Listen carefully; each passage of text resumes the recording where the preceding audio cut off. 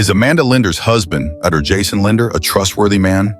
Or does he hide a terrifying truth beneath his perfect exterior? When Amanda hires private investigator Jake Carter to look into her suspicions of her husband's affair, she only seeks one answer. Is her husband cheating? But as Jake digs deeper into Jason's life, an even bigger shock awaits, one that he could never have anticipated. Will this truth change Jake's life forever? And when he uncovers it, what happens next? And all will be revealed in this mind-blowing story. Before continuing the story, tell me which city you're watching from. I want to know how far this video has come. Don't forget to like and subscribe to the channel so I can send you exciting stories like this every day. As soon as Natalie showed her in, I knew there was trouble with the steam. No, she wasn't problem, but she was causing me a lot of trouble that wasn't her fault. Just a sense I felt as I looked up and saw her at the door. "Hello, Mr. Carter?" she asked cautiously. I could tell she was married, as were most of my clients. "Jake Carter, ma'am," I nodded. "No, not like the punk kid singer, but I do occasionally get letters for him, and one of the hazards of being a private investigator, having a prominent name and resides in Los Angeles. My father named me after his secret agent from a series of dime store espionage books. By Jove, publishing. We already had the last name, but my father named me Jake rather than Nicholas. Jake. Go figure out." I rose as I spoke and shook her hand. "What can I do for you, madam?" "Your assistant mentioned that you could help me. I was referred by one of your prior customers." She grinned somewhat more. Still nervous, however. "I see. Okay, Mrs. I am Amanda Linder. My spouse, Jason Linder, is a psychologist. I have cause to assume he is cheating on me, and I want proof before I file for divorce," she explained, handing me a photo of him. I raised an eyebrow as I looked at the picture. He appeared to be around 40, with a square jaw and dark hair that was graying at the temples. He had vivid green eyes that would undoubtedly appeal to the majority of women. "Okay, ma'am, you understand how this works?" I inquired, and she nodded. "Good, give me 2 weeks tops, and I'll have all the evidence you need. I charge $5,000 bucks. Is this acceptable to you?" "Yes, and half up front, correct?" she asked. "Do you have a separate account that your husband is unaware of or has access to in order to monitor your finances?" I asked. "Yes," she said. "I set it up a few months ago so he wouldn't realize I had hired someone to track him. Your prior client said you were the finest." She grinned and handed me a cashier's check for $2,500. "Thank you, ma'am. Please give me an idea of how he's been acting suspicious.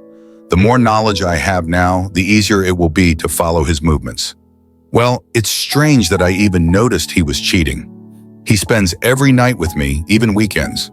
However, when I call his office to schedule a lunch date, his phone is turned off." She said you could have a client run over during a session. I shrugged. "Normally you would be correct, but then there's the distance back home. He used to be all over me, but now he hardly touches me." Then I noticed the perfume scent on his clothing. At first I felt I was imagining things, but it wasn't my perfume, she explained. Some of his clients might have hugged him. "And how old is he?" I asked. "He's 4'4", she continued, and I nodded. "Well, I have heard that males around that age have lesser sex desires than they did before turning 40. Could this explain his emotional distance?" "You seem as if you believe it's just me being foolish," she responded fiercely. "No, ma'am, I'm simply trying to understand why you think he's cheating. I admit the perfume is a strong indicator, but it could simply be situational. I'll take this case, but I need to know everything you can think of. In addition to shutting off his phone, how is he acting suspiciously? It's always right before lunch on Mondays and Wednesdays. Other times he responds immediately, but on those days it travels directly to his voicemail." "Okay, I believe I got the picture. Tomorrow is Wednesday, therefore I will begin my research. Then I'll contact you as soon as I have anything definite for you." I nodded and rose from my chair, shaking her hand. "Thank you, Mr. Carter. To be honest, I hope it is nothing, but I need some peace of mind about this." She grinned pleasantly. She truly was a knockout, and if I hadn't been married, I may have considered consoling her at any time. "Mrs. Linder, if I don't find anything after 2 weeks, you will not have to pay the remaining portion of my cost." I assured her it was my guarantee. "Thank you again, Mr. Carter," she added. "Ma'am, call me Jake." Mr. Carter was my father. I smiled and she smiled back. Okay, Jake, I'm Amanda. Ma'am is overly formal. Okay, Amanda, I will contact you as soon as I have something for you. Natalie, my assistant should have your information, so I'll collect your phone number from her. I showed her out and promised to contact her as soon as Amanda left. Natalie walked in and sat down in the comfortable chair in front of my desk. Natalie Velasquez has been my assistant for 6 years. I honestly would be lost without her, and I believe she knows it. She occasionally dates, but not frequently, and has the most stunning jet black hair, doe brown eyes, and a wonderful tan from her Mexican origin. She has the same build as J-Lo, but with more trash in the trunk and a much larger rack. Yeah, Natalie would be in serious trouble if I hadn't married the woman of my dreams. I might be married, but I am not dead. I never touch, well, except for hugs. Okay, Chief, here's what I have for you right now. She handed me the file she created online about our target. Natalie is a pretty competent private investigator in her own right, and I was pleased to be the one who educated her. She's a quick learner for sure. Jason Linder is an extraordinary psychologist. As I looked at the file, a caution bell went out in my head. It seems that a former patient had filed a malpractice suit against him a few years ago, but the claim had been abruptly dismissed with some stark, cliché explanation for why this was becoming increasingly fascinating. The former patient was female, and her spouse divorced her shortly after. Therefore, the malpractice claim was abandoned. That was the alarm bell. I got a horrible feeling about Dr. Jason Linder. My gut instincts are typically correct. Natalie, investigate this jerk more thoroughly. Okay, yeah, I had a nasty feeling about him, I explained, and Natalie laughed at my phraseology. Ha ha ha, yeah, I understand. I opened the door for that one. Thank you for not stepping through it. Anytime, boss man. She gave me a sweet wink before returning to her desk to continue working. Being searches for Dr. Jason, Natalie is worth twice her weight in gold, and I know I don't pay her enough despite paying her handsomely. We are more partners than bosses and assistants. We split. Each case split at 60-40, including retainer payments. Those retainer amounts, when summed up over numerous clients, total more than $200,000 per year after expenses are typically deducted. Natalie effortlessly clears $110,000 out of $150,000, and this is after taxes. We share a lawyer who provides legal assistance, quid pro quo.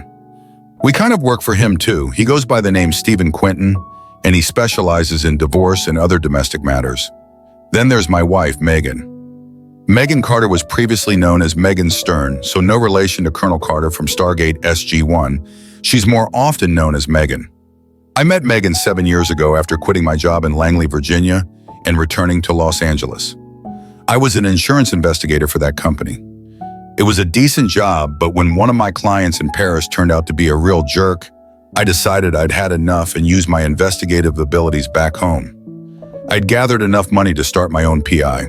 They do business there. Nothing can be redacted anymore. Megan is a complete knockout. She stands 5 feet, 8 inches tall, which equals my height when she wears her 4-inch heels. Fiery red hair and brilliant blue eyes, 34C, -24, -36. Measurements and legs that reach all the way to heaven. Her Angelina Jolie lips and beautiful grin may melt men's hearts and raise their erections within 50 feet. And she has everything organized in the appropriate locations. I initially met Megan after completing my first case for my first client. He arranged a party to commemorate me finding and returning his belongings. I was his honored guest, and Megan was a friend's daughter. She saw me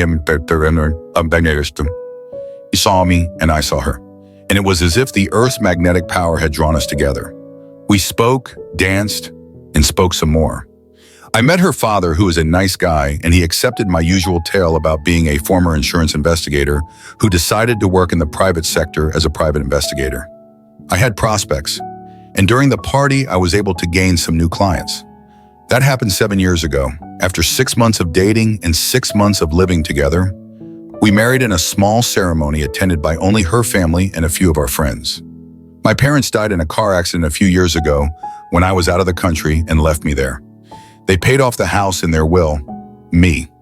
I spent 3 years in the Army as an interrogator before being hired by the aforementioned corporation to examine potential insurance fraud. That's my tale, and I'll stick to it. I became a damn good investigator and realized I could make a lot of money as a private investigator. So I said goodbye to the company and returned home to Los Angeles. Obtaining a concealed carry license was difficult, but it was worthwhile to be able to carry my father's vintage Colt M1911A1 revolver. The main advantage of 5 ACP ammo is that it almost always kills when fired accurately. That was something I'd always been adept at shooting. So I went out to where Natalie was selecting bits and pieces of Jason Linda's life and printing them for me. Hey Natalie, once you've finished your searches, you may call it a day. I'm going home, I smiled at her. Not a problem, Chief. She smiled at me with more than just professional regard. I hope Megan knows what she has at home. I believe she does, sweetheart. You know you'll make some guy very happy if you ever settle down. I winked at her, flirting a little. Not Poppy. I lost my opportunity by a few months. She shrugged. I opened my mouth to ask her about it, but she had already returned to her computer monitor. Okay, honey, go ahead and get the information folder. I'll be in first thing to pick it up. Good night, I said as I approached the door. Good night, boss man, she yelled out as I exited the office. I got in my car and drove home. Somewhere along the way, I began to think about Megan and how she had been acting lately. Over the previous few months, she'd been rather distant, as if she had something on her mind that she wanted to share with me. But it always felt like something was holding her back. When I went home, I rectified the issue. I was ready to ask her about it, but she said I'd be an idiot if I didn't notice the writing on the wall. I had seen enough over the years. The story was always the same. Wife/husband was always emotionally aloof, whether before or after beginning an affair. So far, she has told me nothing. Whenever I asked her what was wrong or if she wanted to speak with me about something, why do ladies engage in the whole nothing routine? I will never know. I know some people who don't. However, the majority of them appear to believe that we are paid well enough to read minds. Sorry, ladies, we are not psychic. Sometimes you need to spell it out for us. With those thoughts in mind, I pulled onto our street and saw the Jeep Grand Cherokee Laredo parked in front of my house. My cell phone rang as I pulled into our driveway. Hello, baby, I replied when I saw my wife's name on the caller ID. Hello, Jake, when will you be home? We have something to talk about with you, she said. Her voice sounded strange. What are you saying, baby? Whose week are you referring to? I had a sense that we included whoever drove the Jeep. Just get home as quickly as possible. Okay, baby, I love you. I said okay. By this point, the warning bells in my head had evolved into a full-blown klaxon horn. I made sure my pocket recorder was in my pocket and ready to use. My cell phone was also capable of taking pictures. I set up my camera function just in case. I had no idea what had gotten into Megan.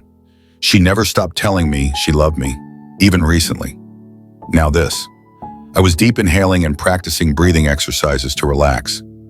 Once I got the Zen mood going, I got out and snapped a picture of the license plate on the Jeep.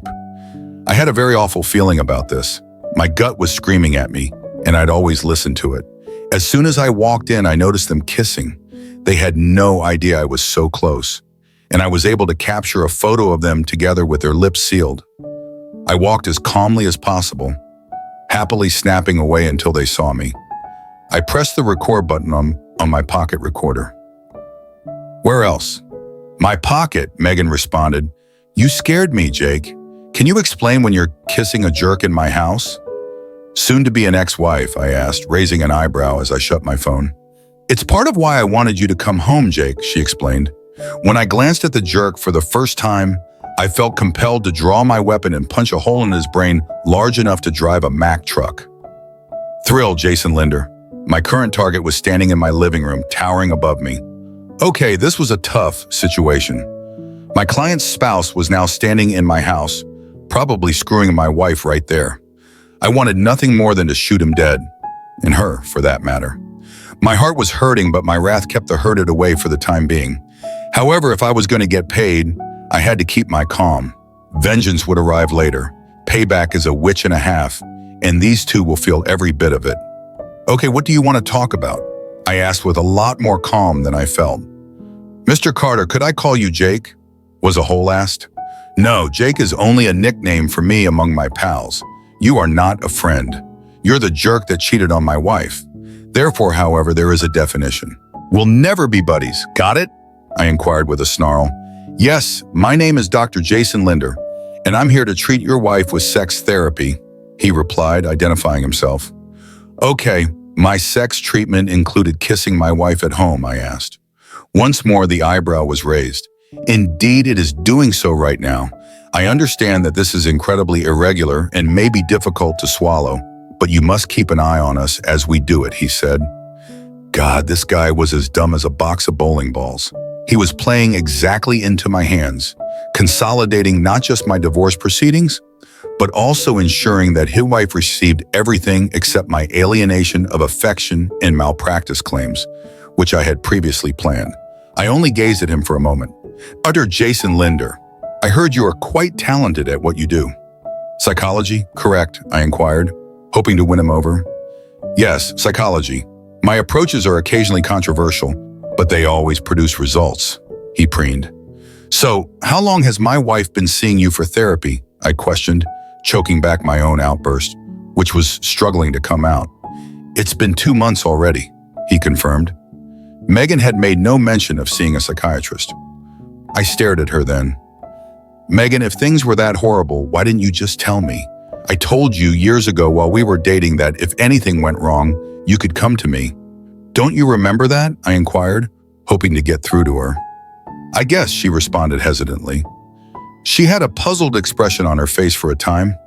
Megan, remember what we were talking about? Dr. Dipshit explained. Control, you must exert your control. I know you don't like being powerless, so take the initiative, remember?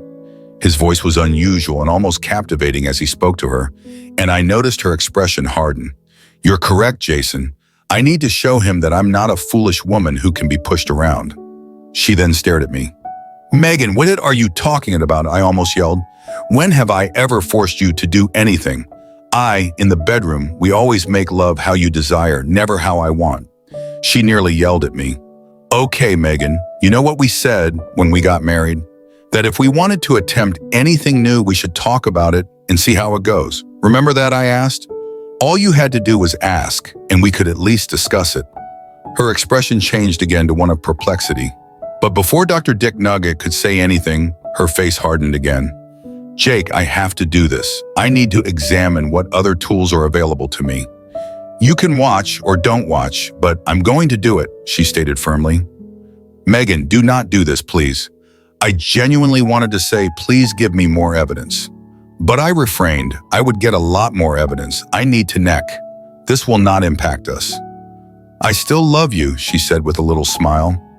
I knew she was deceiving me then. I simply need something different, and only this once. Well, for the record, I don't want you to do this, and there will be consequences if you go along with it. I murmured, shaking my head, hoping to convey resignation. I'd unwillingly accept it. Mr. Carter, just let me do my job now. Do you have a chair in the bedroom, he asked. He wanted to screw my wife in our marriage bed. Note to self, burn the bed and get a new one. We do? Yes. Wait, do you actually want me in there? I asked, horrified. It's necessary. Yes, Dr. Doom spoke. If you insisted, I snarled. Is there nothing else I can do to help my wife go back to normal? None, I'm afraid, he said with false earnestness. That would not have deceived a kindergartner. Well, I hope you do not expect me to engage in adultery, I stated pointedly. Mr. Carter, what your wife and I shall be doing is not adultery. I am simply assisting her in overcoming a mental hurdle and asserting herself more effectively in your relationship. You'll both be stronger when we're done. When he said that, he gave me a smarmy smirk, and it took all of my willpower not to force my pistol down his neck and empty the magazine into him. I don't agree to this. Just so you know, I will never agree to an act of adultery between you and my wife. And this is adultery, no matter how you cut it, I commented, noting that he was not wearing a wedding ring and had no tan line on his finger. As I already stated, Mr. Carter, this is therapy. Granted, it is contentious treatment, but it is not adultery. He smiled condescendingly this time. This was going to be okay after a little agony. Well, not in pain. My love for Megan had died, and I was filled with numbness and righteous rage at what I was going to do to this a-hole once he finished banging my soon-to-be ex-wife. Since my wife agreed to all of this for me, she is damaged goods, and there is no point in fighting for her. The only thing I do now is compile all of the evidence and make sure they meet with karma soon. She is no longer worth jail time. I still don't agree with it. I shook my head as I followed them into the master bedroom. I secretly got out my iPhone and started filming as he undressed Megan and made her lie on the bed. Soon he undressed as well, and neither of them looked at me as I sat in the chair to capture as much film as possible. Last opportunity, you two, I told you not to do this. This is being done without my permission. I stated that it should be recorded and that I did not consent to this act. The doctor saw my iPhone sticking out of my jacket pocket and didn't understand it was filming video. He smirked, as if you had a choice.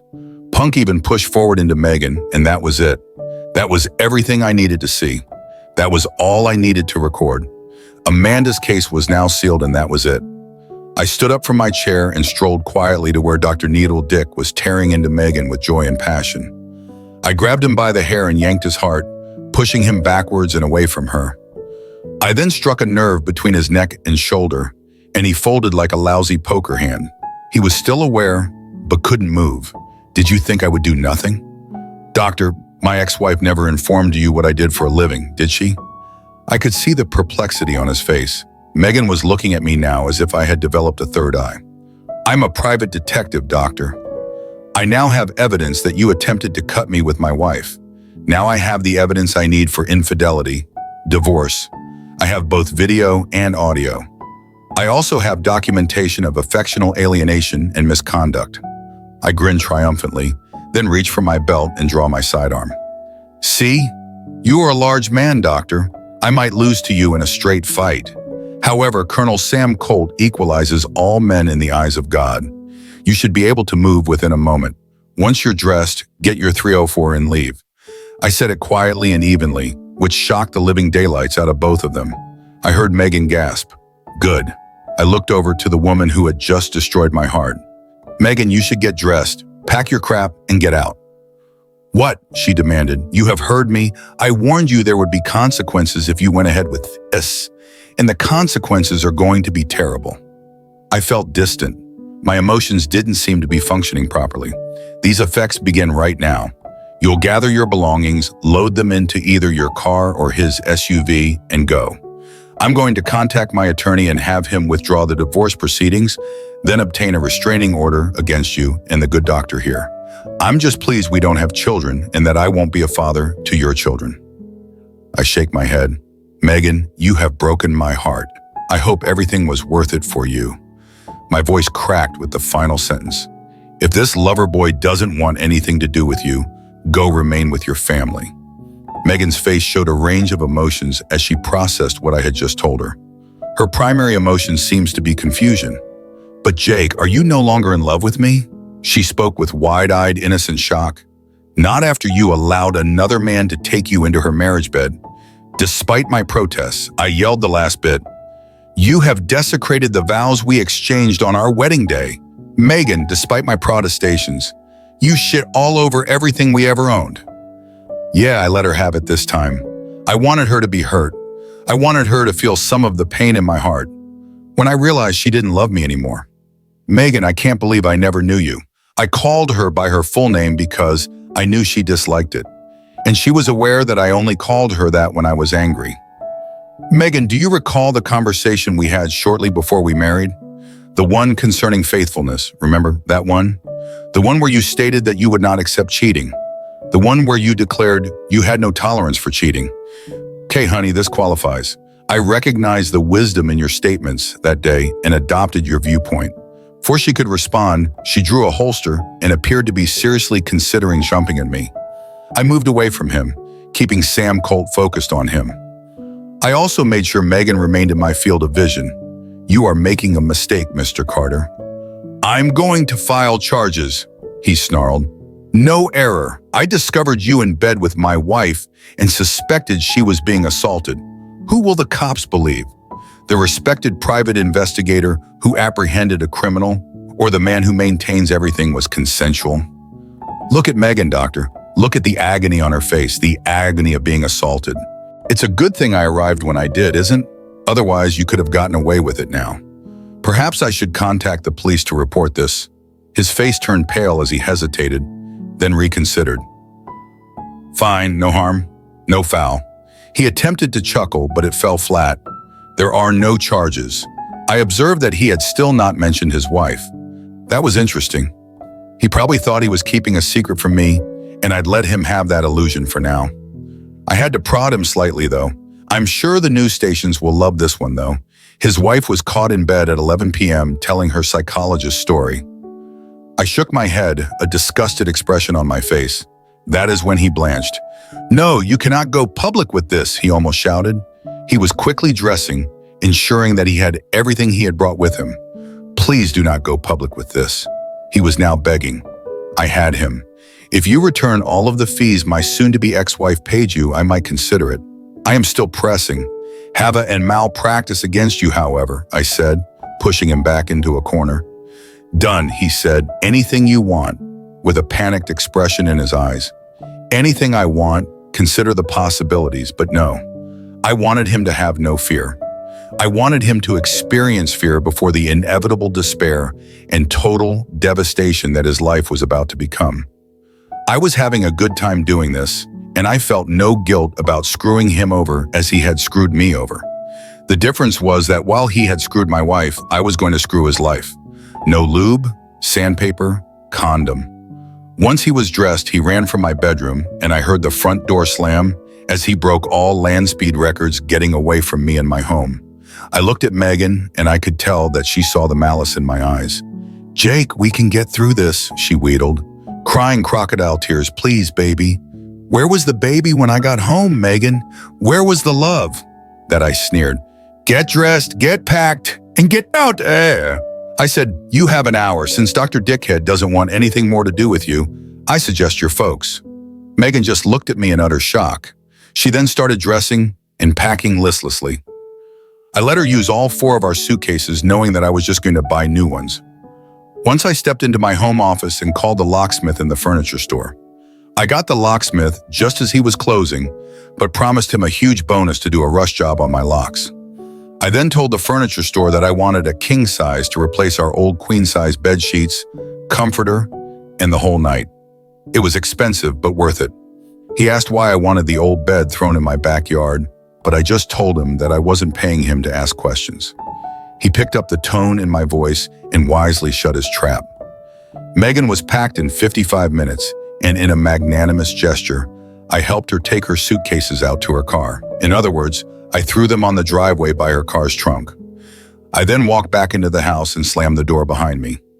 I called West and had him file for a restraining order with the night court judge. I named both Megan and Dr. Jason Linder in my complaint.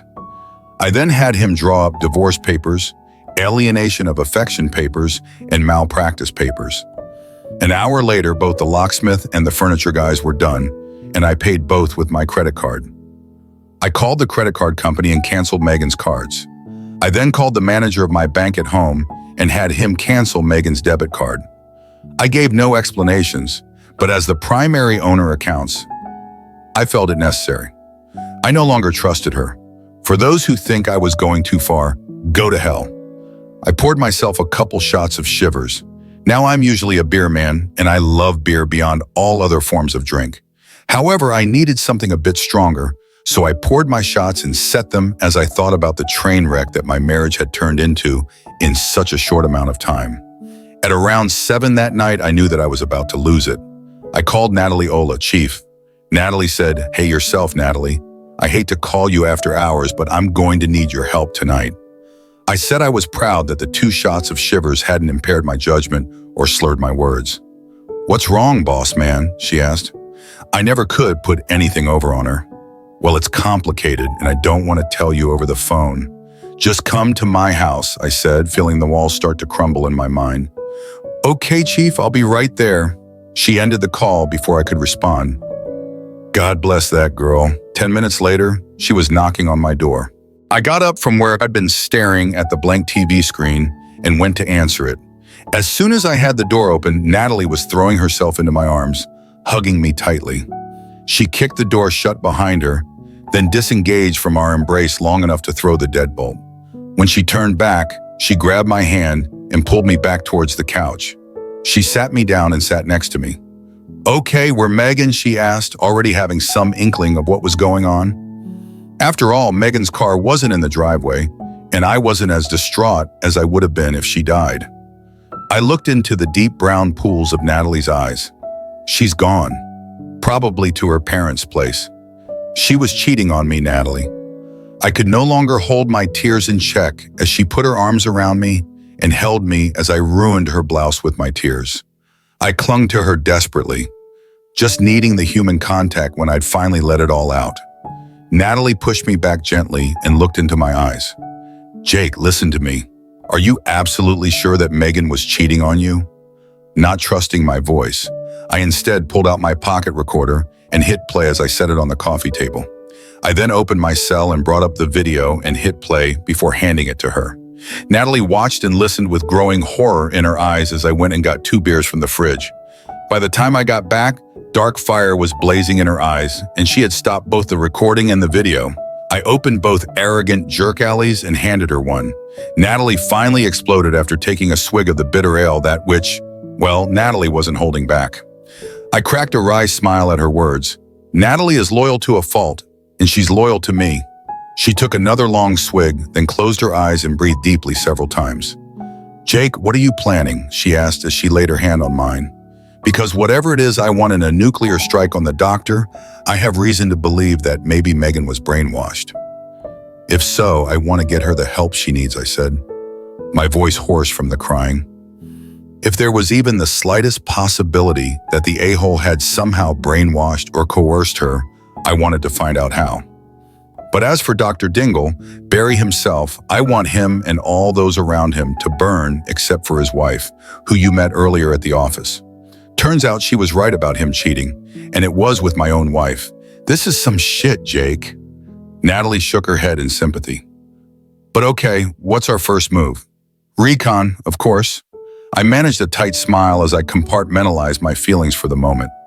Now that I was on the job, it was easy to slip back into the professional persona. In a few hours, I'm going to pay his office a little visit.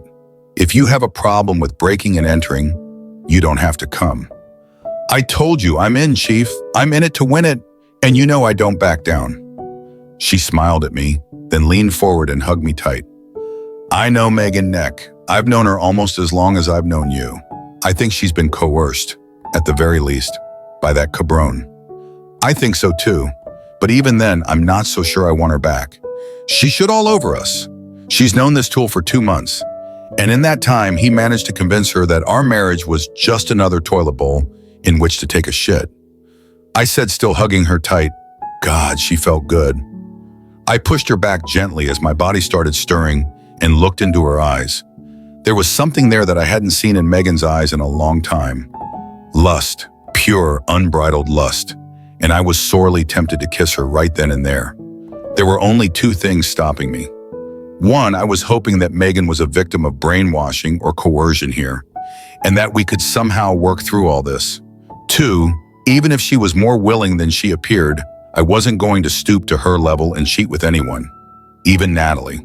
Natalie, I know what you're thinking, and you have no idea how tempting it is right now. But we have a job to do. I forced out the words through sheer iron willpower. I steeled my resolve and pressed onward. We'll swing by the office and pick up the van. Good call, boss, she said, curbing her own feelings.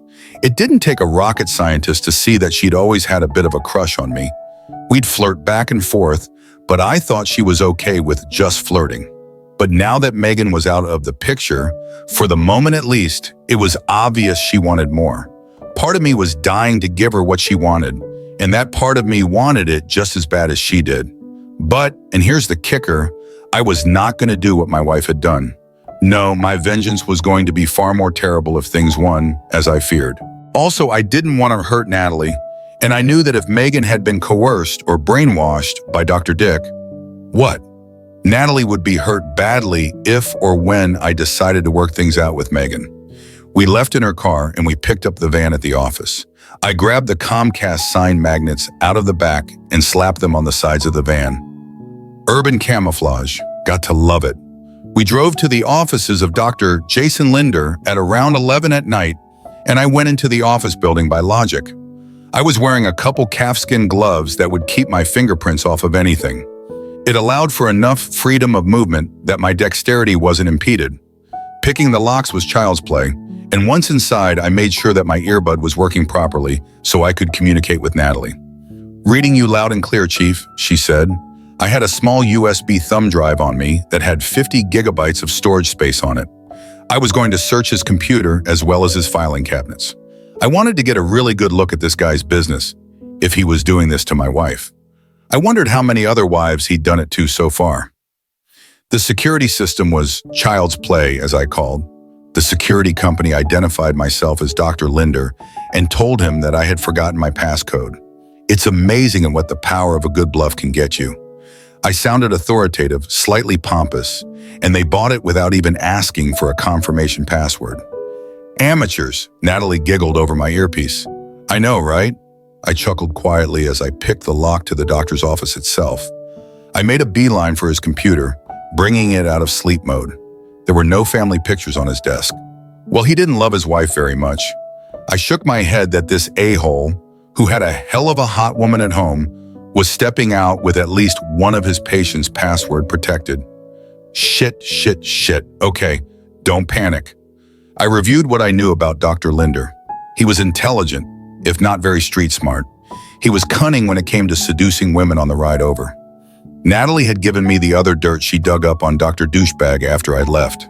He was a serial womanizer. When we read between the lines of other patients of his who had filed malpractice or even pressed sexual harassment charges on him, then those charges were dropped without real cause. Just some cliched, misunderstanding bullshit when asked by the cops. I already hated the guy. Now I was ready to kill him slowly and with great enjoyment as he suffered the ultimate in physical and emotional pain. So with his womanizing tendencies in mind, I typed in Romeo as a possible password. Access denied, Casanova.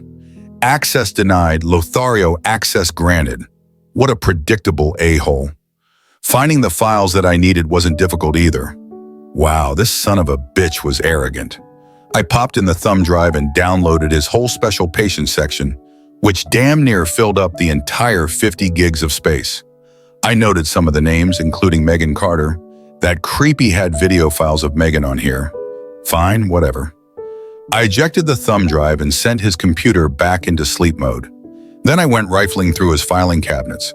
I found Megan's file, but nothing on it seemed to indicate what they had done. So he wasn't completely stupid as to list his sexual conquests in his paper files. "Anything yet, Jeff?" Natalie asked over the earpiece. "Lots, darling," I replied. "Nothing paper, but I have about 45 gigs of videos that he's recorded with quite a few of his patients." "Damn it. Okay, we're going to need to look those over when we get home," she said. I had a funny feeling about the way she said "we" and when talking about our plans for the immediate future. When I left the office, I made sure that the doors were all locked and that there was no trace that I had ever been there. No security cameras, just the phone call that I'd made from a burner phone with an untraceable number. Voice ID could cause a problem if someone cares enough, but I wasn't going to worry about it right then. Please comment number 1 so that I can know that you liked the video and subscribe to our channel. Your support is a great inspiration and encouragement for us. Thank you very much. It was well after 1 a.m.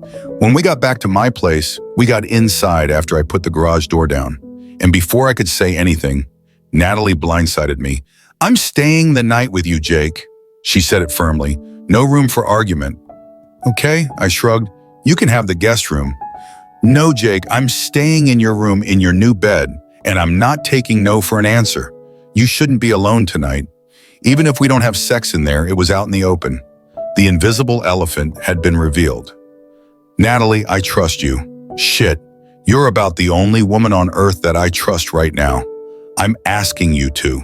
Please don't break my marriage vows tonight, okay?" I asked. "I promise," she said with a smile, then kissed my cheek.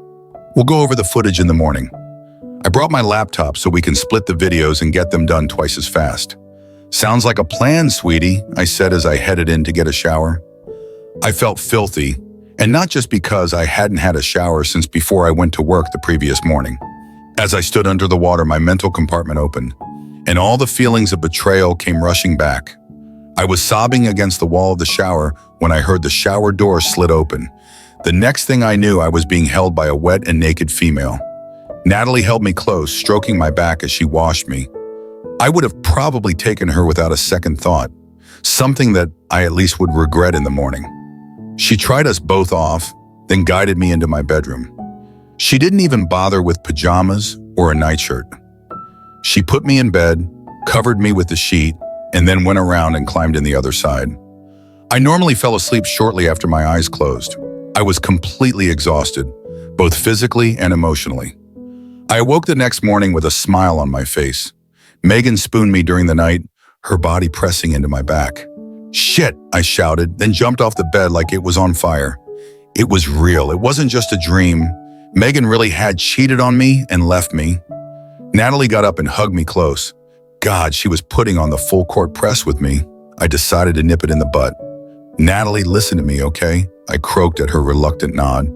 I continued, "Natalie, I'm sorry for that just now. I thought yesterday was just a really nightmare. I'd be lying if I said I didn't think of you in that way sometimes. But I love my wife for who she used to be before that scumbag got his hands on her. But I promise you one thing right now, if Megan went along with this all willingly, I'm going to divorce her when that's done.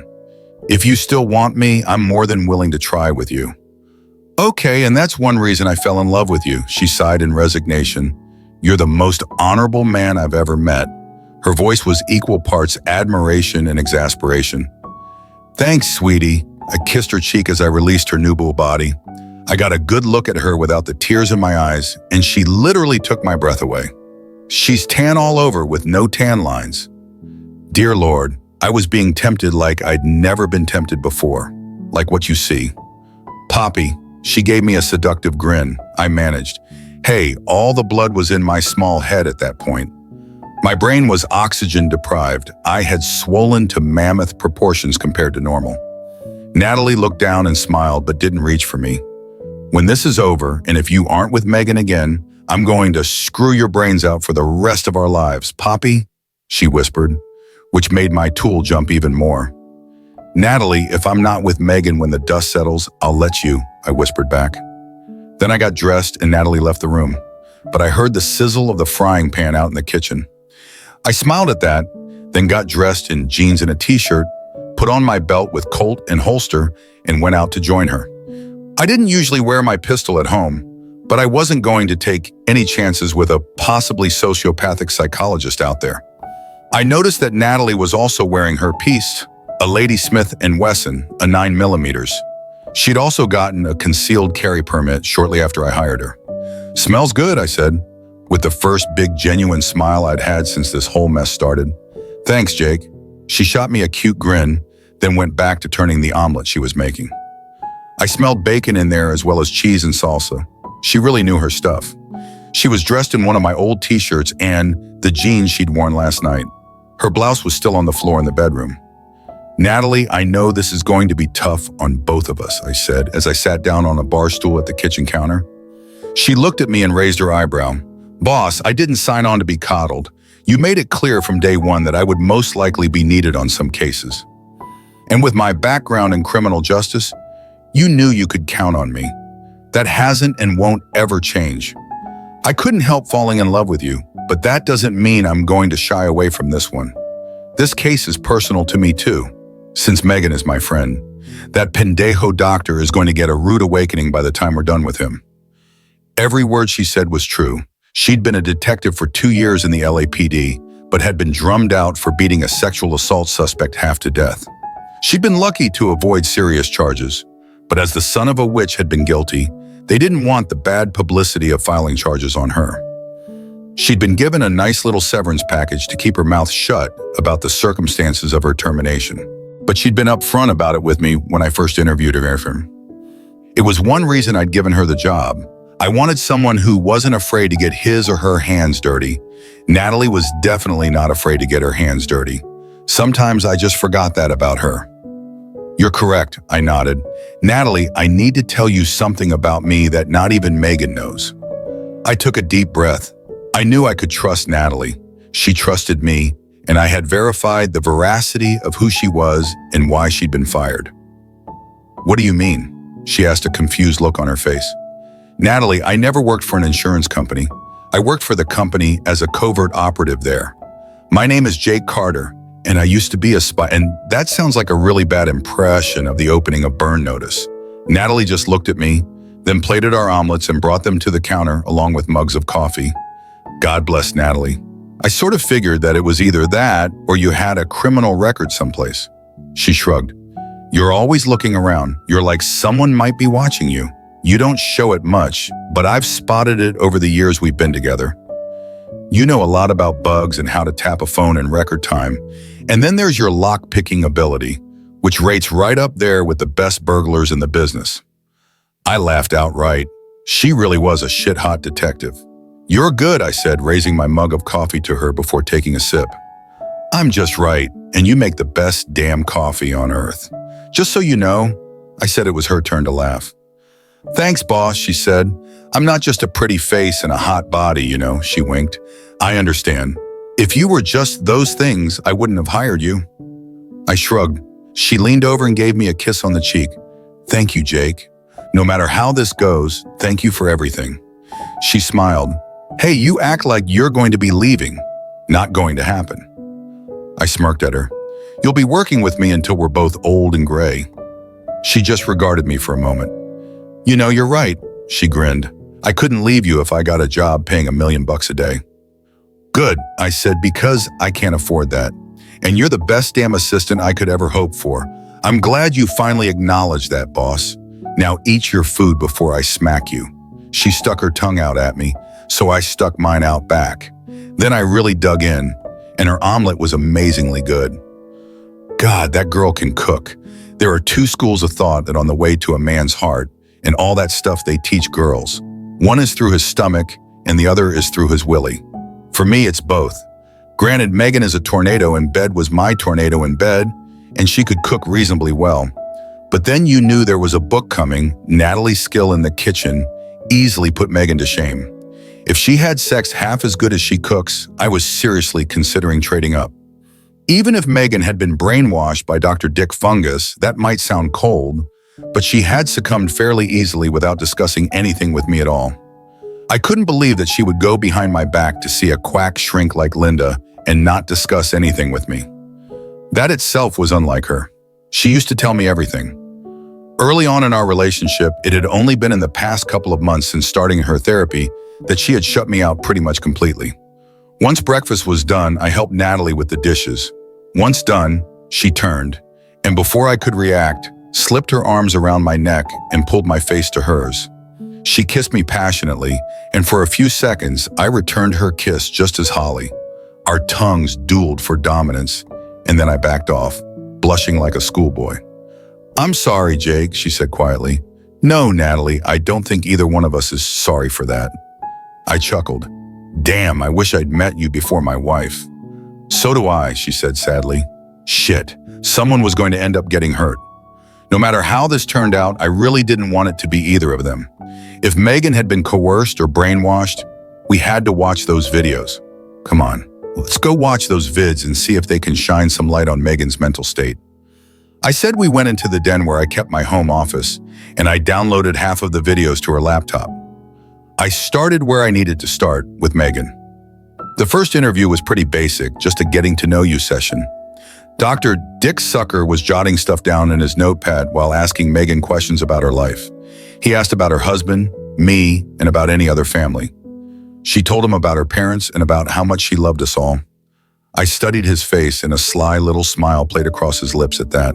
He then asked a few more innocuous questions and then told her not to speak of this to anyone, as it could adversely affect their future therapy sessions. That son of a witch, he had set out to seduce her from the start, and since she had followed his instructions on keeping me in the dark and I had no clue what was going on, I couldn't have done a damn thing to stop it. He had abused her trust in him as a medical professional. Malpractice suit, check. The second vid was more questions, more personal questions this time. He asked her about our sex life. She answered truthfully, and I couldn't help feeling a swell of pride when she admitted that I gave her multiple climax each time we had sex. He just jotted stuff in his infernal notepad about each answer she gave. He asked some more personal questions that she seemed reluctant to answer, but he reassured her that nobody else would ever know about what she said. She answered truthfully again. It ended with him reiterating the need to keep these sessions confidential. She agreed. I checked the dates on the videos. There were 60 videos of Megan's sessions, and that corresponded to his Monday and Wednesday appointments. I groaned as I put my face in my hands. The third vid was difficult to watch, but once again, he didn't brainwash her or coerce her in any way other than professional ethics, as he called it. She told him about her fantasies, and a lot of them I already knew about and had helped her fulfill. Some, however, were things she'd never told me about before. She wanted to tie me up. She wanted to dominate me in the bedroom, Jesus. She'd never said anything to me about those. Once again, after she was done telling him what he wanted to know, he stressed the need for secrecy and sent her on her way. The fourth vid was when he started his insidious seduction in full. He asked her to describe her domination fantasies in detail, so she launched into graphic descriptions of what she wanted to do to me, and I listened rapidly to each thing she said. She got through 2 of them before time was up. Once again, the secrecy agreement, and she was on her way. The 5th and 6th videos were very similar to the 4th. The 7th and 8th videos were more fantasies of hers where she would screw me. I was beginning to see why she wouldn't have told me about these fantasies. I just shook my head as she told him personal things about herself that she had never shared with me, her own husband. He then suggested having 2 men at once to her and showed her a video clip of a woman in a sandwich with one guy from front and the other in back. When she saw that the wheels in her brain started turning, and she said she would think about that one. That was his kicker. And I saw his sly grin of triumph at the end of the video. He once again urged her to keep their sessions confident, chill, and then let her go. The rest of the videos were mostly him talking to her about her fantasies thus far. He enumerated each fantasy and pointed to how she was actually a dominant personality that had been subservient all her life and had grown to accept it. First, she was subservient to her family. Then she was subservient to me. He built up her self-worth to the point of egotism. By the end of the 14th video, and had convinced her to have 2 men, including me, as part of her therapy. I noticed that starting in that one, he didn't urge her to keep quiet, knowing she wouldn't tell anyone, including me. It was the 15th video where he first scootered just a little under a week and a half ago. He told her that he would be the second man if she wanted him to be. She said she didn't know. She looked like she struggled with the decision for a solid 15 minutes as he gently urged towards where he wanted her mind to be.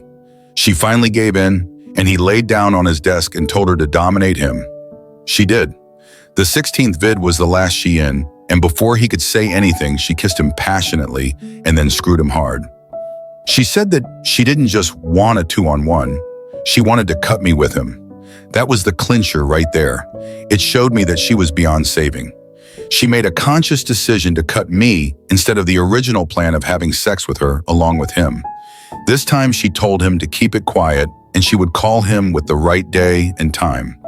I stopped the video and looked up to see Danny looking at me with tears in her eyes, and a disgusted look on her face probably mirrored my own disgust. The guy was a serial seducer, a real Lothario that made sense with his password on the computer.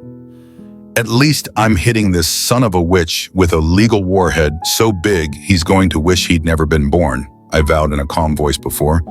God and Danny, I'm with you on that one. Please pause for 2 seconds. Please don't forget to like this video and subscribe to the channel. Your support is a great inspiration and encouragement for us. Thank you very much. Boss, she said as she sat on the edge of my desk. It seems that the longer video sets are more challenging. If it makes you feel any better, all the others are fewer than Megan's. She held out the longest, apparently. She shrugged and gave me a hopeful smile. I sort of figured that since all the ones left on here are shorter than hers, but you just confirmed it. This guy makes Machiavelli look like a good guy. I shake my head, but as far as coercion or brainwashing, he's not guilty on those counts. He just convinces them to do it, and there won't be any harm in it. Yeah, I noticed that too. From what I can tell, he's never involved the husband before in their little games, but then the husband finds out somehow and divorces his wife. All the ones I've checked so far have ended up in divorce. She listed the names of the women in their ex-husband's contact couple of the exes, and find out how they found out about Dr. Nicholas seducing their wives. I need to talk to Amanda. I shoot her out of the room, then pulled out my cell and called Amanda's phone. Hello, Amanda. It's Jake, I said in a tight voice. Jake, thank you for calling. Are you going to start your investigation today? She asked. I've completed it. Actually, you were more correct than you know. Is there any way you can come to my house, either tonight or tomorrow? There are some things we need to discuss of a personal well as professional nature. Don't get me wrong, I'm not hitting on you, but this case has hit a bit close to home for me, I explained. Care to elaborate on that, Jake? She inquired. Not over the phone, ma'am. Either tonight or tomorrow morning would be best. My assistant Danny will be here with us since she has some info to share with you as well. I told her, what's your address? I gave her my address and she said she would be here in 10 minutes. 11 minutes later, I heard a car in the driveway. I checked, and she'd driven a nice Jaguar SJ6. I opened the door for her, and Danny brought her coffee while I went and got mine and Danny's laptops. I set both of them up on the coffee table, and Danny and I sat on either side of Amanda as I started to explain things.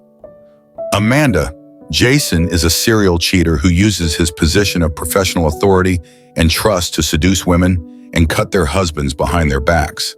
I said, from what we've seen so far, he only goes after married women. There are no single women in these videos. Danny added, now each video series chronicles a seduction. He gains their trust, then talks about fantasies or problems in their marriages. He uses this information to seduce them and make them do exactly what he wants them to do. He doesn't coerce or brainwash his victims, yet he's a serial abuser. As you can see, I said, showing her all the series of videos. She gasped at how many there were. How the hell could he have kept this a secret? She yelled, her face beat red with wrath. Amanda, keep calm, please. There's more, I murmured, swallowing the lump in my throat. More. She looked at me like I had just fallen from another planet. Yes, ma'am. As I remarked on the phone, this one touched pretty close to home for me. You see, my wife was his newest conquest. I showed her the name Megan Carter on the video series I highlighted. My God, I'm really sorry, Nick. Amanda held me firmly. He's going to pay for this. Be sure about that. He's going to pay through the goddamn bleeding as I'm going to give him for this shit. Amanda, how much is your spouse worth monetarily? I will be pursuing alienation of affection and malpractice against him. I said, don't worry, I'll introduce you to the best darn divorce attorney in California. West will take good care of you and get you as much as feasible. Amanda laughed. Honey, Jason is worth about $250 million, counting his properties around the world. He has a profitable. His books are blockbusters, and he's been on Dr. Phil as a guest multiple times. The majority of his money was made from his books, though. Okay, what I recommend is we hit him with a blitzkrieg. We hit him hard and fast. But it's going to take maybe a few days to set up. Do you trust us? I asked her, indicating me and Natalie. Yes, she said. You've lost a lot to Jake. I'm sorry for that. I should have seen what a snake he was before this. I understand. Come by my office in the morning, and I'll introduce you to Wes. He's my attorney and will be handling my divorce from Megan, as well as my litigation against your spouse. But by Friday, we hope to have several additional ex-husbands on board to file claims against him for malpractice and alienation of affection as well. I lay out my strategy to her, and she was nodding and smiling by the time I was done. I can go along with that. The challenge will be to continue acting normally around him for 2 more days. I might claim feminine difficulties or simply travel out of town to see my mother. He would most likely buy it because she is old. Amanda nodded. True, Wang. He's trained regardless of mood or behavior. My advice is to contact your mother. Tell her what's going on and let her cover for you. Meanwhile, I have a guest room with a queen-size bed and a garage that can accommodate 2 extra automobiles. I smiled. So far, only my car and Natalie's car were inside. I handed her a garage door remote, and she graciously accepted it. She went home and packed. Natalie also headed home to pack. She packed a week's worth of clothes and returned half an hour later. I chuckled as she carried her belongings into my room and placed them in Megan's old dresser. The girl is determined. I will offer her that. The next morning, Amanda returned just as I was getting out of bed after another wonderful night's sleep with Natalie at my side. She was now wearing an enormous t-shirt of mine and panties to sleep in. which I appreciated. I wore boxers, pajama trousers, and a t-shirt. Natalie was in the shower when I heard the garage door open. Amanda looked beautiful and gave me a compassionate embrace and kiss on the cheek when I went to see her as soon as she walked in. She had a tiny luggage containing a couple of changes of clothes. She also brought me bank statements for Natalie's accounts, and I was astounded by how much he had in liquid assets. Amanda informed us that she was ready to proceed after Natalie had prepared breakfast for us all, and we had finished another delicious meal. I told her that we would be allowed to relocate after all ex-husbands and wives were informed of the latest developments. We had 11 ex-husbands to call, and we instructed them to contact their ex-wives and advise them of what was going on. We planned to sue Dr. Dump Truck separately for malpractice and alienation of affection, and they were really welcome to join us. Unsurprisingly, the majority of the husbands were eager to exact their revenge on a whole, and the vast majority of the ex-wives were eager to get started. I wasn't about to involve Megan, though. Not long after seeing the previous video, I arrived at Wes's office with 9 of the 11 ex-husbands we were able to reach, as well as all 9 ex-wives, as I was ex-husband number 12. I'd be in on it. To save time, Wes created identical copies of A and Napalm and malpractice documents and just changed the names based on who was in line. He was like a kid in a candy store, with well over 175 million liquid assets from Dr. Dump and about 100 million properties around the world that would most likely have to be liquidated to pay for the malpractice, divorce, and alienation of affection claims. Sure, a class action would have been simpler overall, but we were trying for shock value here. I wanted Dr. Jason the Menace Linder to realize his world was going to crumble around him like the walls of Jericho. Amanda waited with Natalie and me at the end of the line as Wes cheerfully assisted his new throng of clients in making an a-hole's life miserable while making a lot of money. Yes, he's a close friend of mine, but he is still an attorney. When he was finished printing up malpractice, he sent documentation to his new customers and sent them on their way, promising to have it brought to Dr. Jason at work bright and early Monday morning with plenty of witnesses. Yes, it was. It is my turn now, Amanda.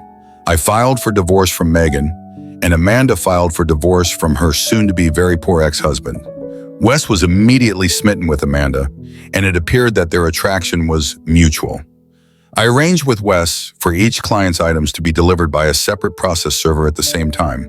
Wes, Amanda, and Natalie all joined me in smiling like skeletons at that one.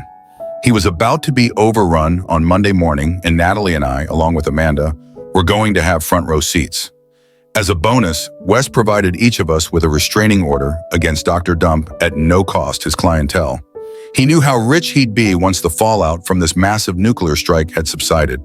Then it was time for Phase 2. Phase 2 entailed media and law enforcement saturation. I utilized Megan's films to blot out her face, change her voice to a computer blip, and remove any mention of her or my identities, all with a new ED program I purchased. I edited together portions from various films to demonstrate how Dr. Jason Linder has a pattern of enticing women away from happy marriages or marriages with the potential to be happy again following his therapy. But he saw the need to devastate their marriages for his own sick ego. I utilized excerpts from the other women's recordings to demonstrate how Linda persuaded them into turning against their spouses. I knew the media would eat this up. The FBI would investigate him for criminal malpractice because he was defrauding guys and having sex with their spouses. The California Board of Psychology was also going to be interested in this. I set up a dummy email account for this purpose and used proxy servers to avoid detection. Phase 2 began Monday morning, immediately after the process servers completed their tasks and the last process server left. I handed Amanda the popcorn bucket, and she was nibbling away as Natalie Boyd dashed out the front of his office, gazing around furiously. He saw me standing next to his soon-to-be ex and Natalie. I held up my cell phone, pressed the send button for bulk email transmission, and began Phase 2. We got into my car and drove away. Dr. Dick yelled at us incoherently, threatening to kill us all. The last time I saw him, he was kneeling in the parking lot, holding a stack of paperwork and bawling his eyes out. My revenge was not half finished. Phase 3 included a meeting with Megan, which she agreed to. She had been residing with her parents and was about to find out that she wouldn't be able to stay there anymore unless she was extremely lucky. We met in an extremely public spot. Starbucks has to adore it. I'm here. Does this imply you want to talk? She inquired hopefully, as she sat across from me. In reality, I actually have something to tell you, I replied with a smile.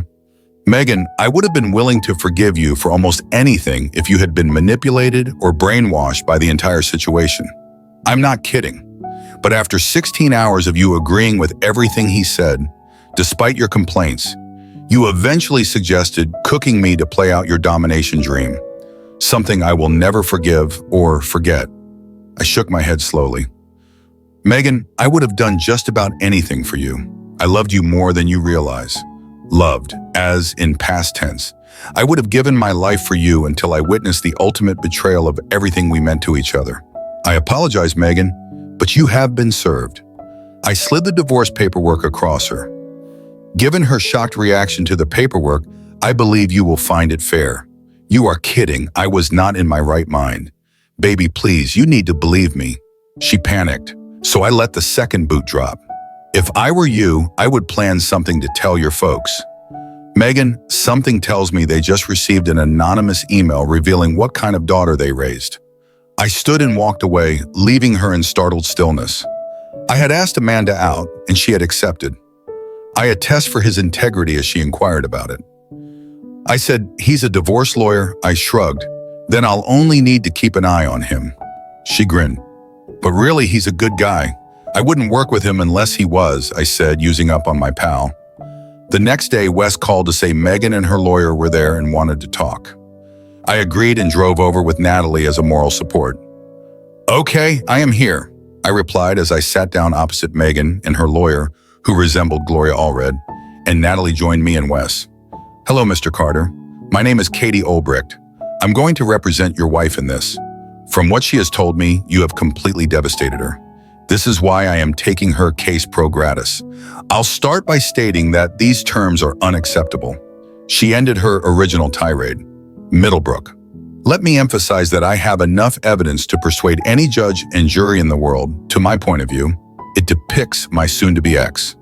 They are conspiring with her lover to fuck me. It was her proposal. For the record, I am not into that lifestyle and will never be. Given these circumstances, I feel my proposal is more than adequate. I finished sitting back. And where is the evidence? Right, Junior asked Wes. God bless him as he began watching the DVD he had created of Megan's last 2 sessions with the good doctor. He also had the recording from my pocket recorder and the iPhone footage on DVD. The film showed them arranging it all, with her playing the bewildered and helpless victim who only wanted to explore her sexuality and Dr. Linder guiding her on it. Then I switched to my personal recorder when I entered and discovered them together. Then there's the iPhone footage of them having sex on our marriage bed, followed by me ripping him off of her and throwing him to the floor. I have the rest if you need it. Wes responded with a shit-eating smile. Simply utter the word and I will create copies of everything for you. Gloria Jr. seems dissatisfied with her surroundings. At that point, she had a look at the proposal I had made to Wes drop. It was actually very fair, given what she'd put me through. She'd collect $75,000 and have her automobile paid off. She would have her items picked up at my discretion and I would pay for her apartment for a year. No children, so no child support or alimony, even though I had refused. I wasn't going to pay her till she married again. But the place was at least decent. After speaking with Megan, Gloria's younger clone stared at me. We will take it, Mr. Carter. That was a good call, I smiled. We all signed on the dotted line. Jean notarized it and it would be presented to a judge in 30 days. Those 30 days went by so slowly that I wanted to pull my hair out every day. Natalie and I would make out like teenagers, but I couldn't fully commit to her.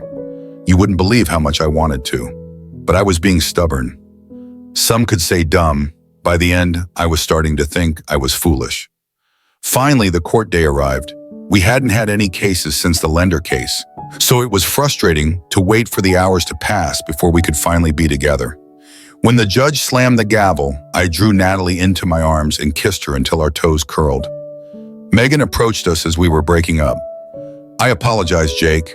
For whatever it's worth, I ruined the best thing I'd ever had. She had tears in her eyes when she glanced at Natalie. "Natalie, please look after him, and don't be as dumb as I was." "Megan, I've been in love with Jake since I first saw him.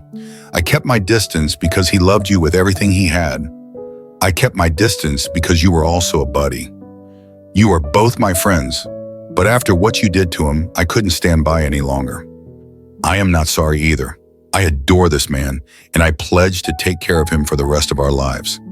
Natalie surprised me with that one too, but she genuinely astonished Megan and held her tightly.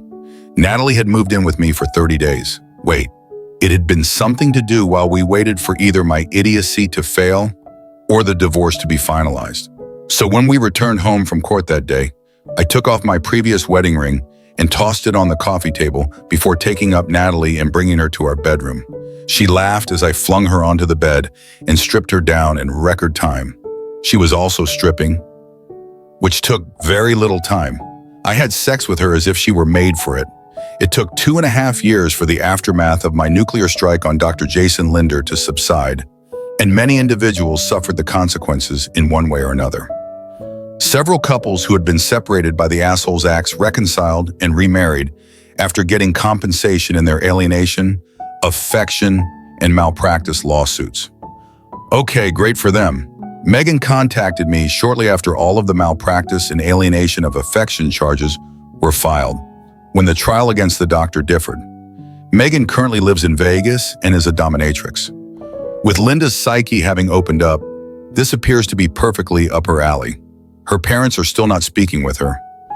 Thanks to my surgical strike against her by handing them a video of her and her lover conspiring against me, she brought it on herself once Amanda divorced him, of which she received well over half, and all of the criminal accusations fell on old Natalie Boy like a ton of bricks. He pleaded out to the best of his ability, but he lost his license and was forced to declare bankruptcy once all of the claims were resolved. That did not prevent all those he had mistreated from receiving their just recompense. However, it just delayed it somewhat. Someone who will remain anonymous paid the good doctor a visit one night before his criminal trial began. Whoever that person was, they beat Dr. Douchebag so hard that he had to spend a few weeks in the hospital. He had 2 fractured knees, 2 broken arms, and 2 ruptured balls. As for how I know all this, so ask me no questions and I will tell you no falsehoods. Now, if you'll excuse me, I have to go clean my old metal baseball bat. Wes and Amanda dated for 6 months and got along really well. They married and I served as best man. And Natalie is the maid of honor. Wes earned enough from the lawsuits to retire, and they intend to spend their golden years together. Dr. Douchebag's counsel was unable to have the video proof of how a Scorpio seduced all those ladies suppressed.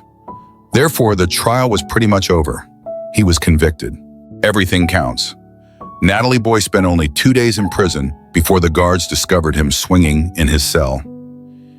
He appears to have fallen so hard and so swiftly that he committed suicide, rather than confront the train disaster that his life had become. Good. One less burden for society. The a-hole who had damaged so many lives was literally at the end of his rope, if you ask me, with his demise. And since he never revised his will, Amanda was only too eager to utilize her sizable inheritance to settle with people whose lives her now-deceased ex-husband had devastated. Natalie and I profited well from my lawsuits. $50 million. Overall, $50 million. I murmured this as I placed my finger on the side of my mouth. We too have retired to raise our 2 children. Our son, Nicholas, is already a handful and is going to enter preschool next year after Natalie insisted on giving him a complete name, which I promptly agreed to. Isabel, our daughter, is the most adorable infant I've ever seen. We're happy now. That's the case. My latest case was a mixed bag for me, but everything worked out fine in the end. Can betrayal ever truly be forgiven, or does everything change forever once trust is broken? Jake Carter, through all his pain and loss, chose the path of revenge and began rebuilding his life from the ashes. But can he truly leave the past behind, or will the memories of betrayal always haunt him? That is the question we all face in life. Can we forgive those who hurt us? And can we continue to love fully after everything that has happened? Jake's story serves as a reminder that every choice we make carries deep consequences. While the ending might seem like a liberation for Jake and Natalie, it's clear that they've sacrificed a lot along the way. The journey to uncover the truth is never easy, but sometimes it's what we need to find ourselves in the people who truly deserve our love. If you found this story thought-provoking and want to dive into more thrilling stories, don't forget to hit the subscribe button on our YouTube channel. Share your thoughts in the comments below, as your feedback is the biggest motivation for us to bring more amazing stories your way. Thank you for watching, and make sure to turn on notifications so you never miss an exciting video in the future. See you in the next story.